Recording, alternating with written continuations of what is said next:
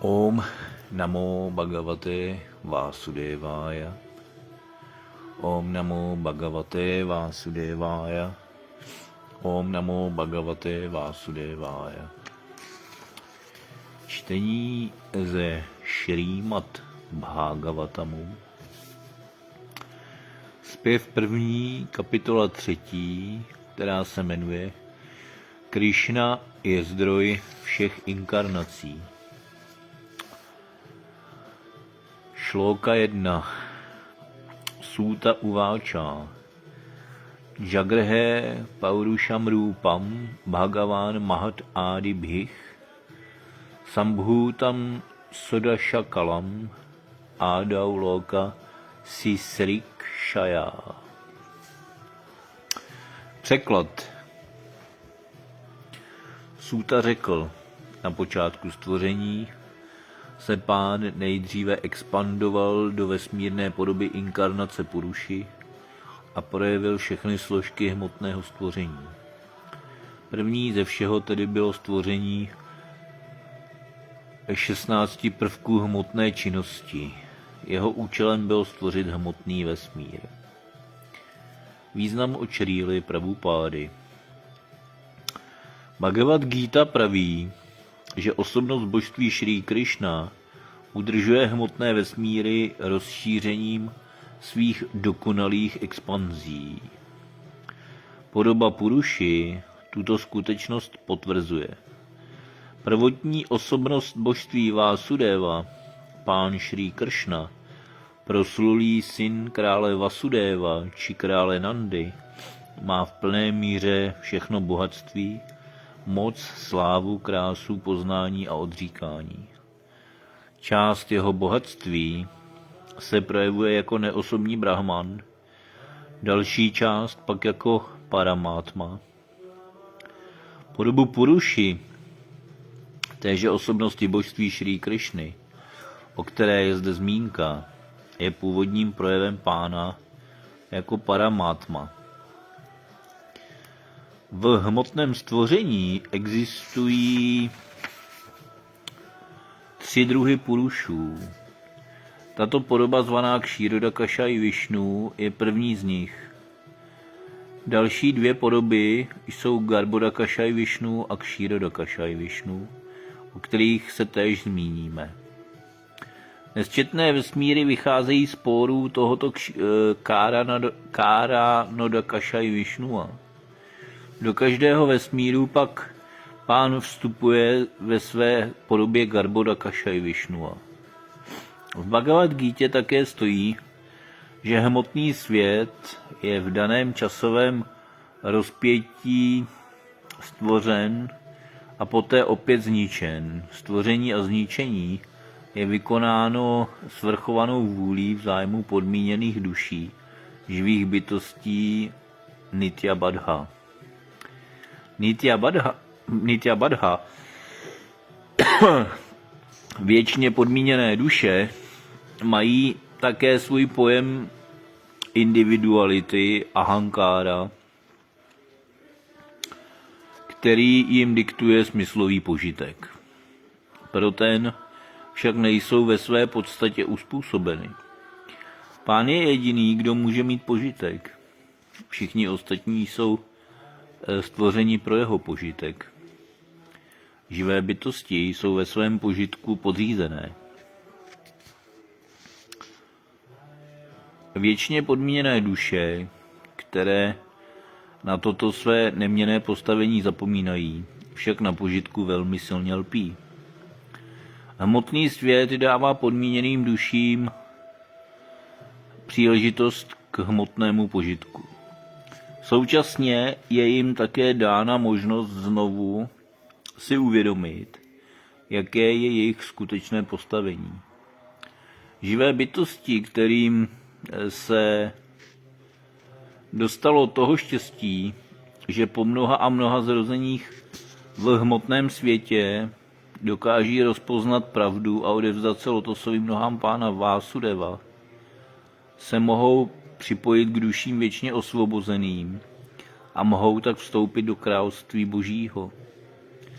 Tyto šťastné živé bytosti se pak nemusí vracet zpět do znovu stvořeného hmotného světa. Ale ty, které nedokáží tuto základní pravdu rozpoznat, pohltí znovu po zničení hmotného výtvoru Mahat Tattva.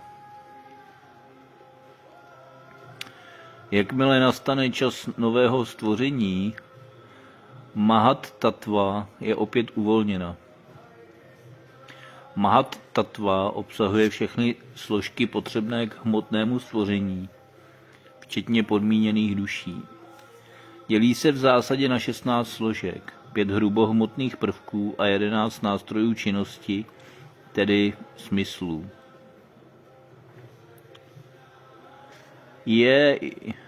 Je jako mrak na čisté obloze.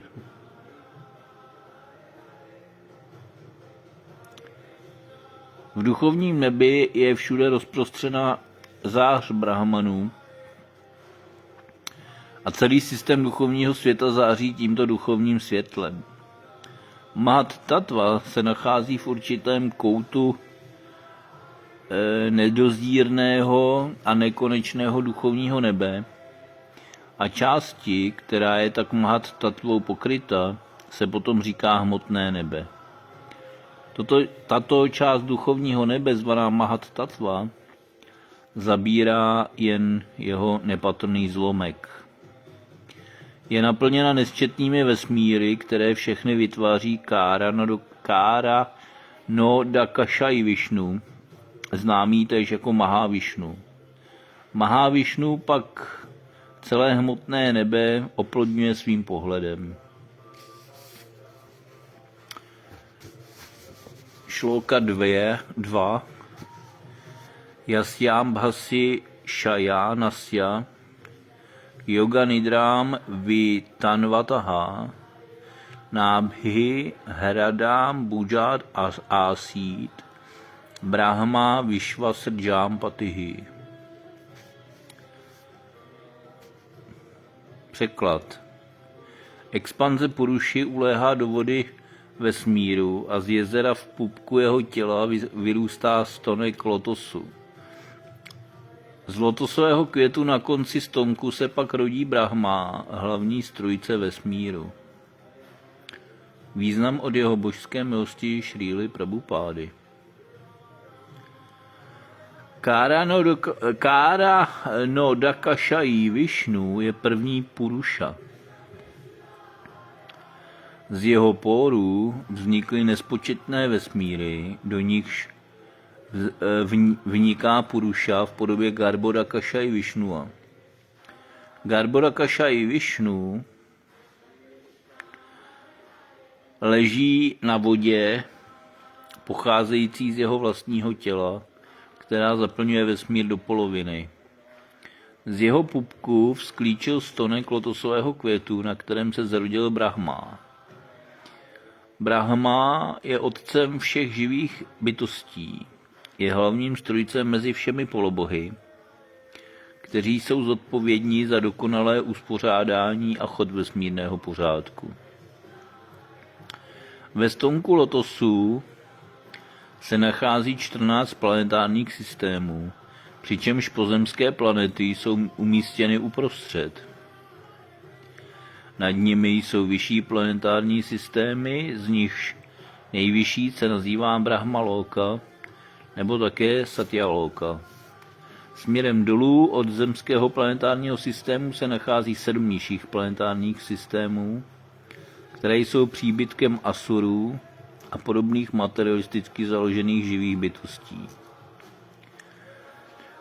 Z Garbhodakashai Višnua pochází expanze zvaná Kshirodakashai Višnu, kolektivní paramátma všech živých stvoření. Jeho jméno je též Hari, skrze něj se manifestují všechny inkarnace v tomto vesmíru. Shrneme-li tedy, znamená to, že Purusha avatar se projevuje ve 3 aspektech.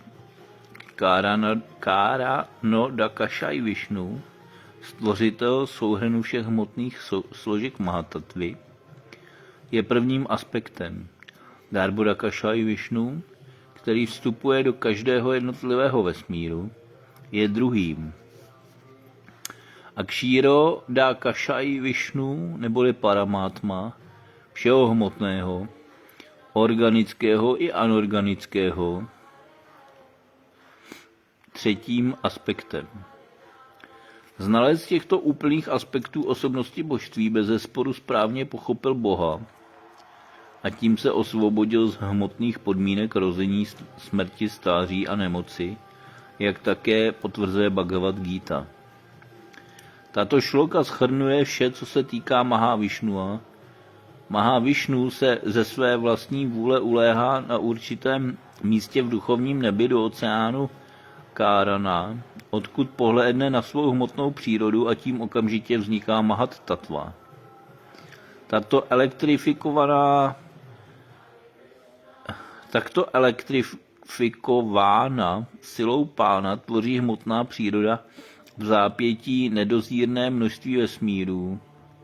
Stejně jako ovocný strom se v příslušné době ozdobí nesčetnými zralými plody.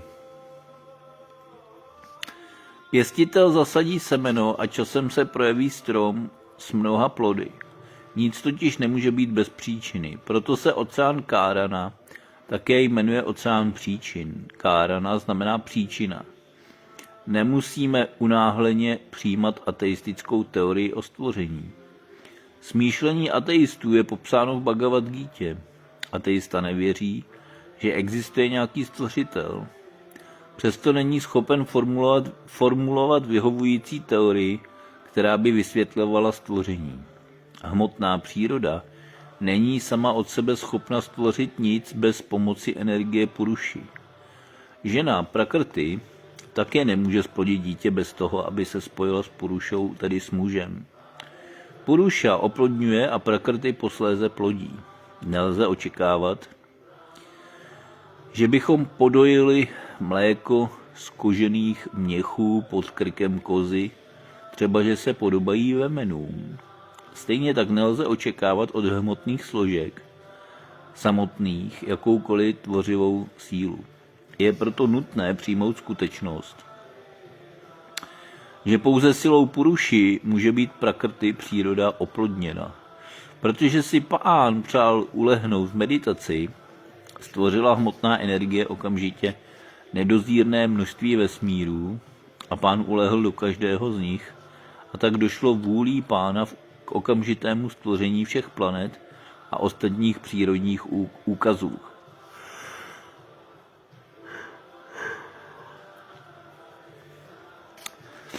Pán vlastní neomezené síly může učinit vše, co se mu zlíbí, ačkoliv osobně nemusí dělat nic. Nikdo není větší nežli on a nikdo mu není roven. Takový je závěr Véd.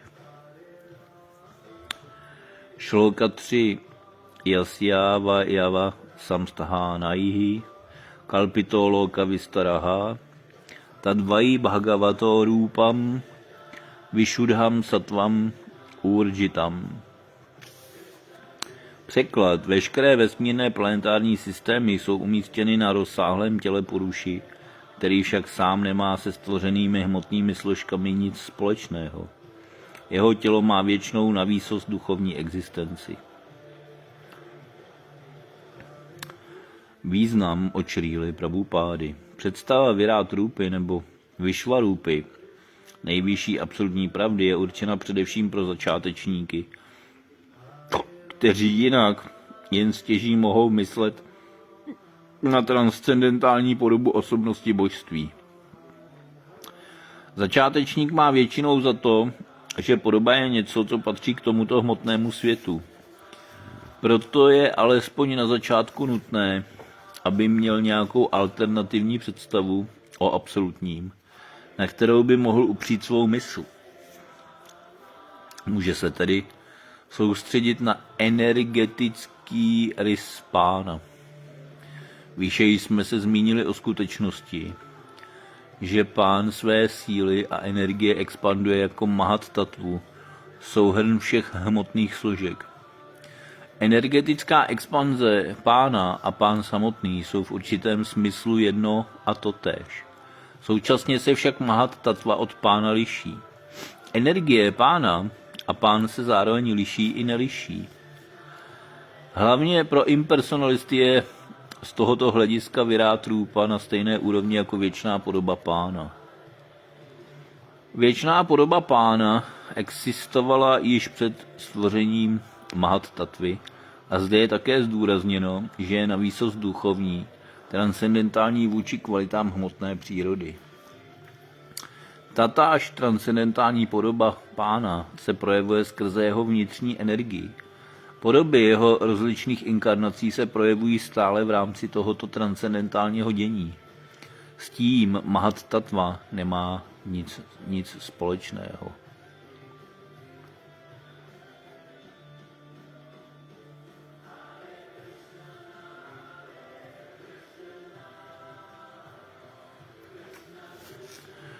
Šloka 4. Pašyanti adorupam adabhra čakšuša sahasra pádoru bhuja na nádbhutam sahasra murdha shravanakshi nasikam sahasra mauli ambara kunda lolasat.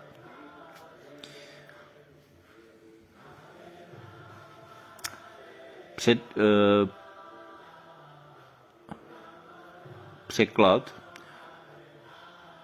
Oddaní svýma dokonalýma očima vidí transcendentální podobu Puruši, který má tisíce nohou, stehen, paží a obličejů. Jak úžasné. Na tomto těle je na tisíce hlav, uší, očí a nosů. Jsou ozdobeny tisíci helmicemi a třpitícími se naušnicemi a jsou též okrášleny girlandami. Význam od jeho božské milosti Šríly Prabhupády. Se svými hmotnými smysly nemůžeme vnímat transcendentálního pána. Nejdříve musíme své smysly postupem oddané služby očistit a teprve poté se nám pán sám může zjevit. Bhagavad Gita též tuto skutečnost potvrzuje, když říká, že transcendentální pán může být realizován pouze prostřednictvím čisté oddané služby. Védy praví, že jen oddaná služba vede k pánovi a jen oddaná služba umožňuje, aby se nám pán také zjevil.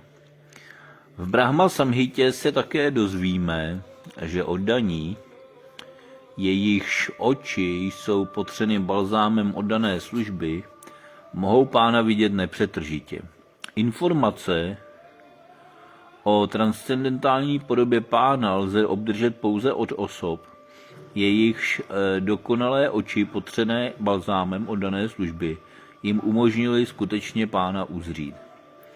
I v hmotném světě se setkáváme s touto situací, kdy místo, abychom viděli na vlastní oči, vnímáme skrze oči a zkušenosti těch, kteří určité věci viděli nebo zažili dříve.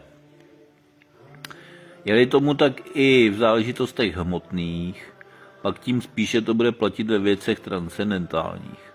Je nutné mít patřičnou trpělivost a vytrvalost, protože jen tak můžeme uskutečnit transcendentální věci, které se týkají absolutní pravdy a jejich různých podob. Pro začátečníka absolutní pravda podobu nemá, ale pro zkušeného oddaného je transcendentální podobou.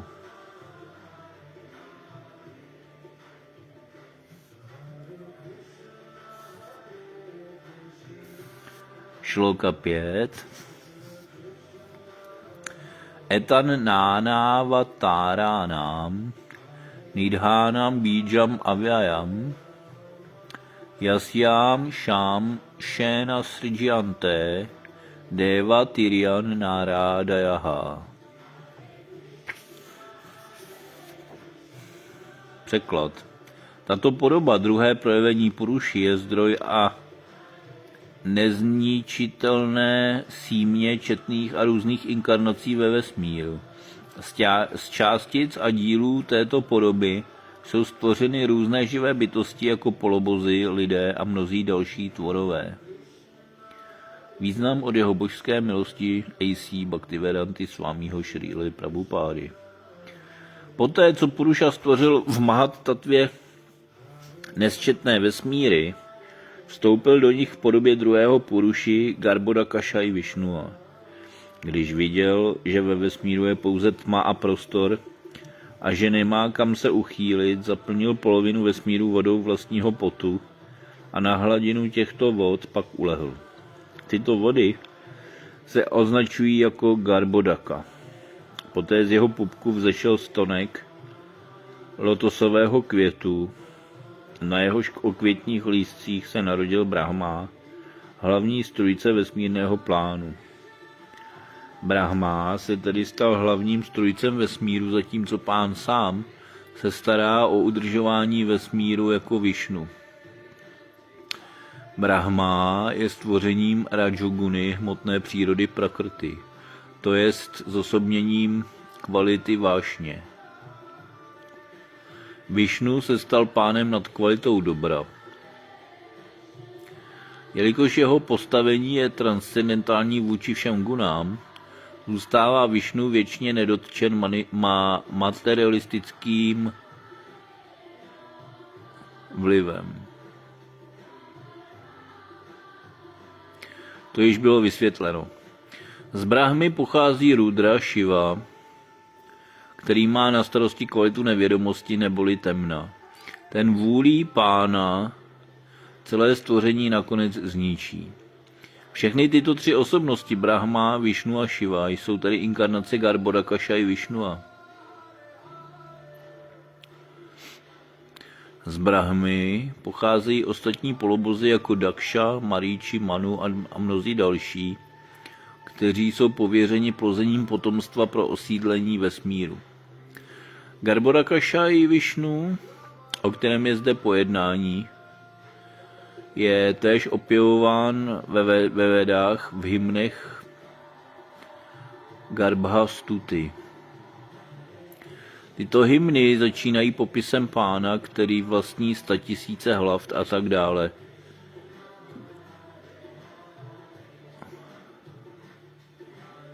Garbhodakashayi Višnu je pánem vesmíru. I když se nám zdá, že ulehl do vesmírných vod, je věčně transcendentální. O tom jsme se již také zmínili.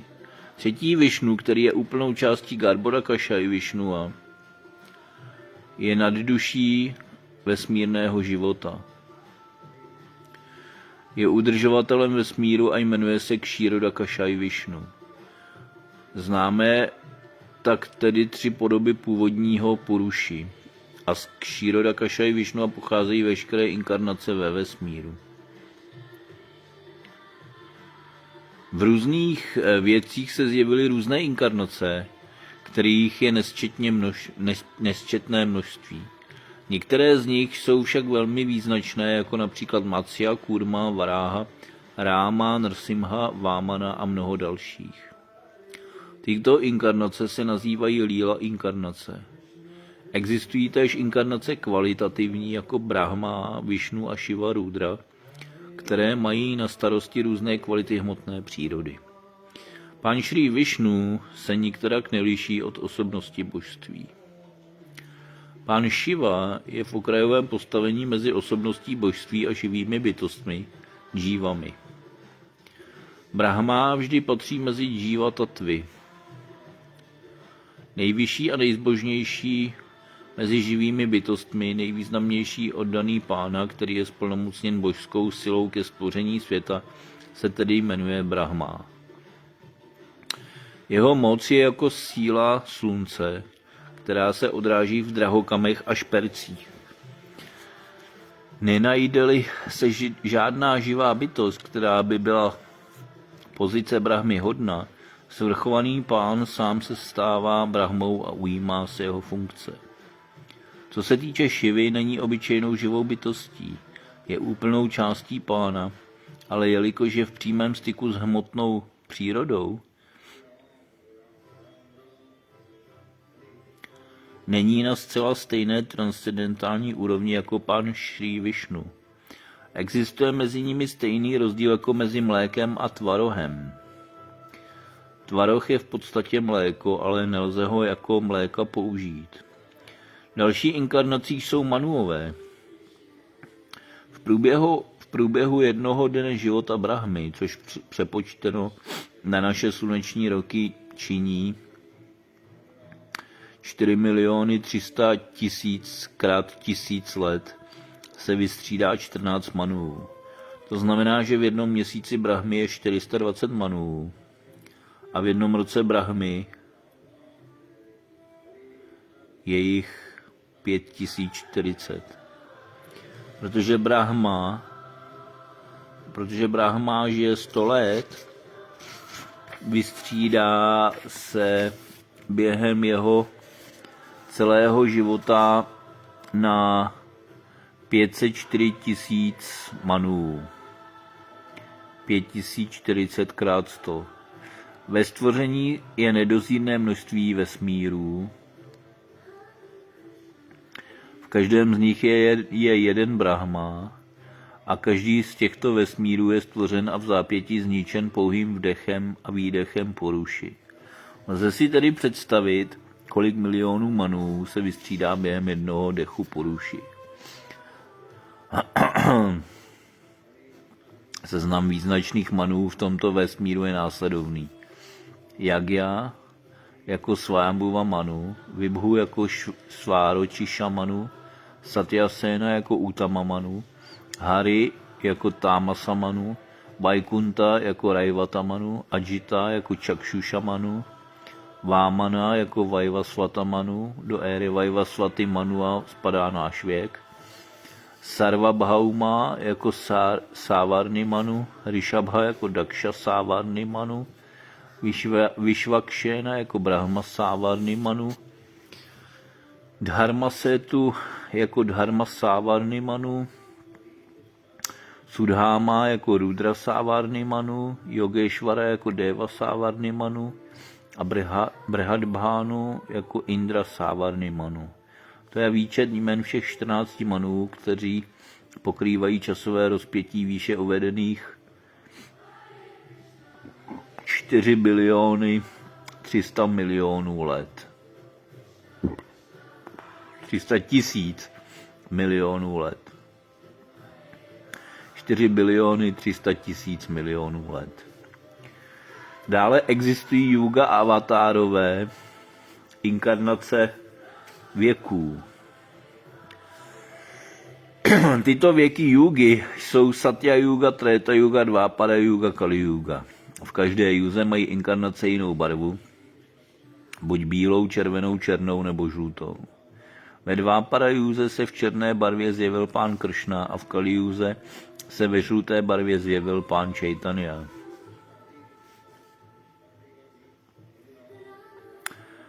Zjevená písma se tedy zmiňují o všech inkarnacích pána.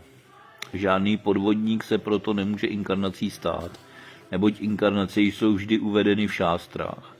Pán se ve svých inkarnacích neprohlašuje za Boha, ale velcí mudrci to poznají na základě údajů ve zjevených písmech.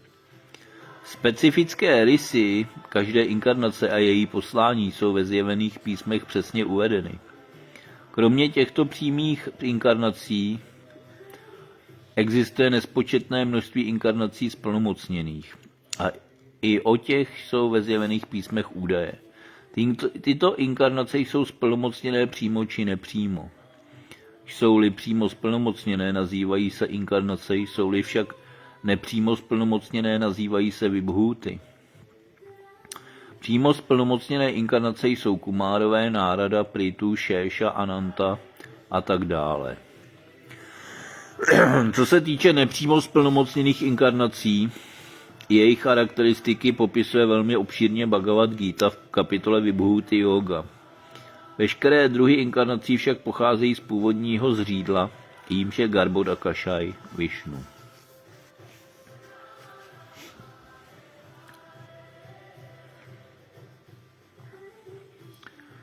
Šloka 6. Saeva Pradhamam devaha kaumaram sargam ashritaha čačára duščaram brahma brahmačáryam aghanditam. Překlad.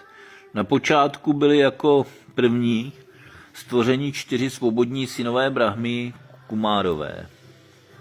Zavázáni slibem celibátu se podrobili přísné sebekázni za účelem realizace absolutní pravdy. Význam od jeho božské milosti A.C. Bhaktivedanty Swamiho Šríly Prabhupády. Hmotný svět je stvořen, udržován a posléze opět zničen v přesných intervalech. Pro tato stvoření existují také různé názvy podle příslušného Brahmy, otce živých bytostí. Kumárové, o nichž je zde řeč, se zjevili v kumárovském stvoření hmotného světa. Podrobili se přísné disciplíně neženatých mužů, aby lidstvo učili cestě realizování brahmanů. Kumárové jsou splnomocněnými inkarnacemi. Nežli se začali věnovat tvrdému životu sebekázně, stali se nejprve všichni kvalifikovanými bráhmany. Z tohoto příkladu lze vyvodit závěr, že nejdříve je nutno získat bráhmanskou kvalifikaci, a to ne pouhým narozením v bráhmanské rodině, ale hlavně skutečnými vlohami a vlastnostmi. Teprve poté je možno soustředit se na realizaci bráhmanů.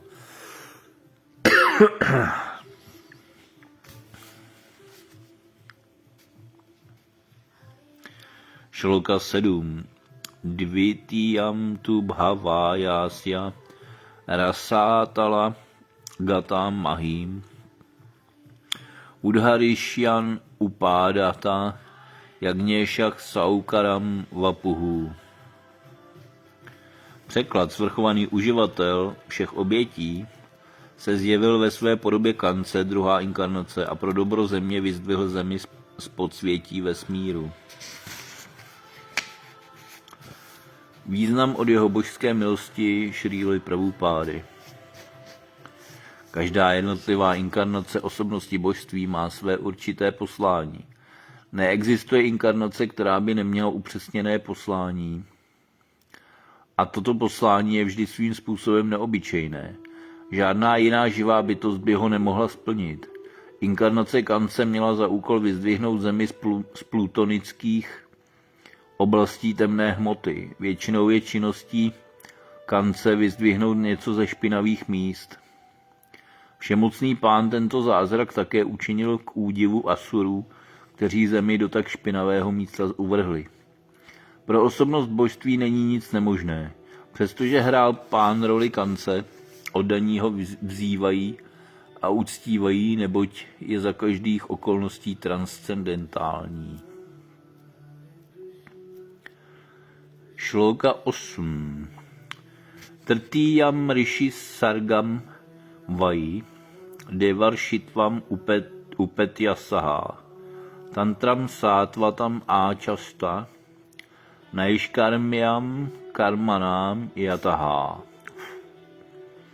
Překlad. Ve věku Rishiů na sebe vzal svrchovaný pán svou třetí splnomocněnou inkarnaci v podobě Deva Rishiho Nárady. Nárada, veliký světec mezi polobohy, shromáždil řadu védských výkladů, které se zaobírají oddanou službou a inspirují k činnostem nepřinášejícím plody. Význam od Šríly Prabhupády. Veliký Rishi Nárada, jenž je splnomocněnou inkarnací osobnosti božství, šíří oddanou službu po celém vesmíru. Velcí oddaní pána po celém vesmíru na různých planetách a v různých životních druzích jsou všichni jeho učedníky. Šríla Vyasadeva, který vlastně sepsal Šrímad Bhagavatam, je též jedním z jeho učedníků. Nárada je mimo jiné také autorem Nárada Pančarátry, sbírky védských výkladů, které se zaměřují především na oddanou službu pánu.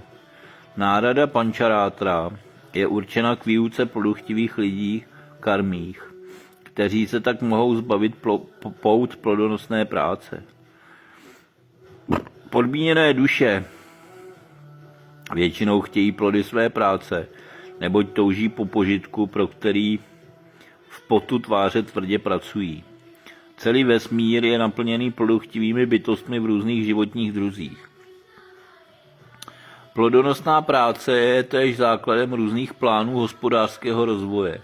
Zákonem přírody však je, že každá akce má svoji reakci a vykonavatel je vázán reakcemi své práce, dobrými či zlými. Reakce za dobré počínání je hmotná prosperita, zatímco za špatné počínání se dostavují reakce v podobě hmotné strasti. Jakkoliv hmotné podmínky, takzvané štěstí nebo takzvané neštěstí, jsou však konec konců vždy jen zdrojem strastí. Zaslepení materialisté nic nevědí o štěstí a věčném blahu, kterého lze dosáhnout tehdy, když se člověk vymaní z podmíněného stavu. Šrý Nárada proto dává nevědomým ploduchtivým lidem pokyny, jak mohou dosáhnout realizace skutečného štěstí. Dává nám všem onemocnělým lidem na celém světě rady, jak naše současné počínání může být usměrněno, aby nás dovedlo na cestu duchovního vyrovnání. Lékař pacientovi při poruchách zažívání způsobených určitým mléčným výrobkem doporučuje léčbu, která se zakládá na dalším mléčném výrobku na tvarohu. Příčina i léčba nemoci jsou tedy založeny na stejné věci. Tento druh léčby je však nutno provozovat pouze pod dozorem zkušeného lékaře, jako je Nárada Muni. Totéž učí i Bhagavad Gita. Říká, že pánovi lze sloužit obětováním plodů své vlastní práce. I to nakonec vede k cestě na již karmy osvobození.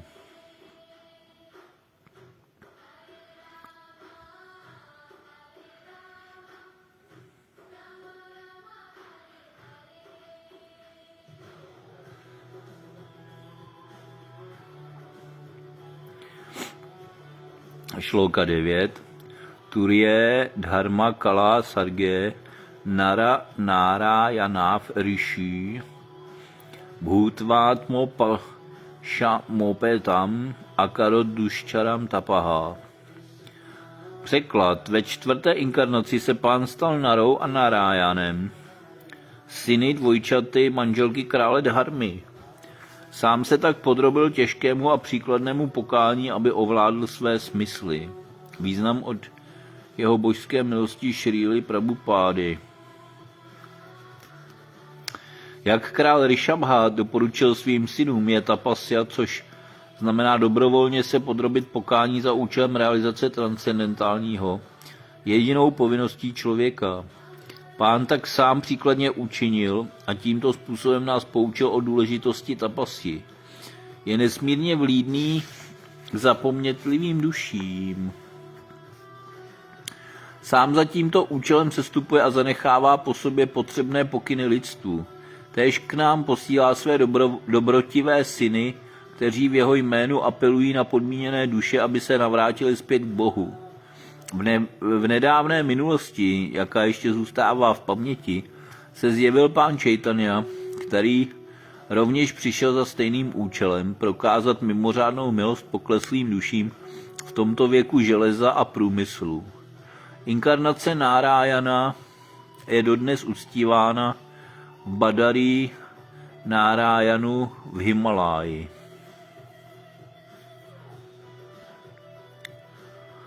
Šloka 10. Panchamach kapilónáma Siddhéšach kála vyplutam prováčásura je sánkyam tatva gráma vinirnayam.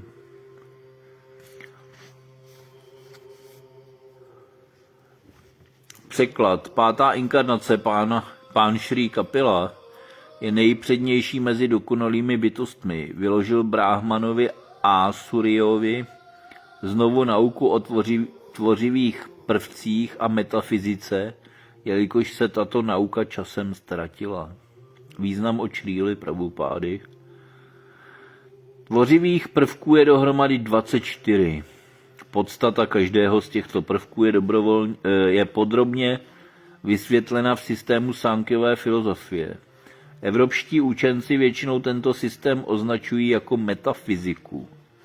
Doslovný význam slova Sankhya je to, co velmi názorně vysvětluje prostřednictvím rozboru hmotných prvků. Pán Kapila byl prvním učitelem této nauky. Zde je řečeno, že byl v pořadí 5. mezi inkarnacemi.